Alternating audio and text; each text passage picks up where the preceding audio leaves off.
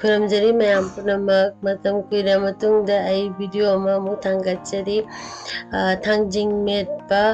अखोइगी थांजिंग अलोबसे ngariga मुरुका तौना कंगना मेटपदो but really sorry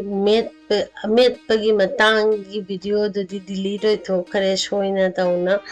आइगी memory card तगी बस खरा लेजहौबा फोटोज एंड वीडियोस खरा सुम थांगतचरी सिकैसेगा थांजिंग अलोबसे अखोइगी जाम फजन लुबा पोखाइबदो मसा मथंतना अदुदो अखोइगी इचम चमना थुमगा ngari लौरगा दुबैगी उमुरोका तौना मेटपसे असिसु साथिना हावी अखोइदी दे इकाइथबिगसु मेटली अतोपा आलूगसु मेटली बट सुमाइना कैसुम हाप्तबिदा उमुरोका ngariga थुमगा ततौरगा मरोय मपांग खरा थागा मेटपसे असिसु साथिना हावी तो ngasi सिगैसिगा आइना